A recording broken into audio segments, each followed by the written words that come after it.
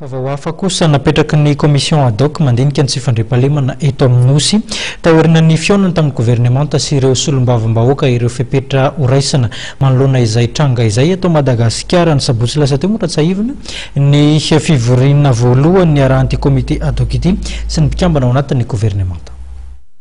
Entina hiadina amin'ny tsy fandriampahalemana fepetra maromaro ny raisina taorian'ny fivoriana ny rampikambana ao amin'ny gouvernemanta tamin'ny vomera manokana mandinika ny tsy fandriampahalemana amin'ireo faritra mena eto Madagasikara na ny komision ad hoc. Anisan'ny fepetra heverina ny fanafoanana ny fanondranana omby ary fanakatonana toeram-pamonoana omby sapasatsasany. Anisan'ny tolokevitra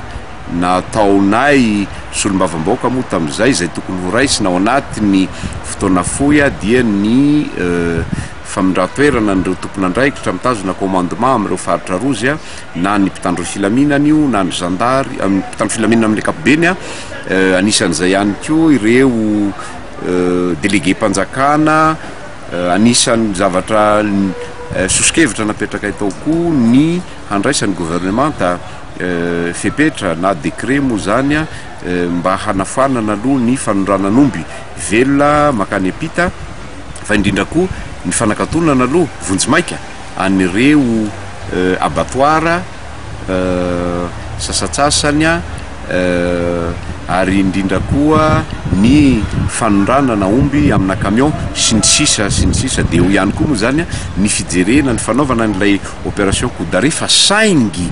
hoe jerena hoe tsy maintsy miaraka zany ny mpitandro filaminana miaraka amin'ny olom-boafidy ao anatin'izay ny solombavambahoaka ao anatin'izay ny présidentna fokotany ao anatin'izay ny ray aman-dreny toteny ao tanàna ary indrindra koa ireo ben'ny tanàna. Heverina ihany koa araky ny hevitry ny solombavambahoaka Jean-Jacques Rabenirina fa ilaina ny famahana ny olana ankapobeny eto amin'ny firenena. Zava-misy eto amin'ny firenena no mampirongatra ny tsy fandriampahalemana. Ny mampirongatra ny tsy fandriampahalemana nge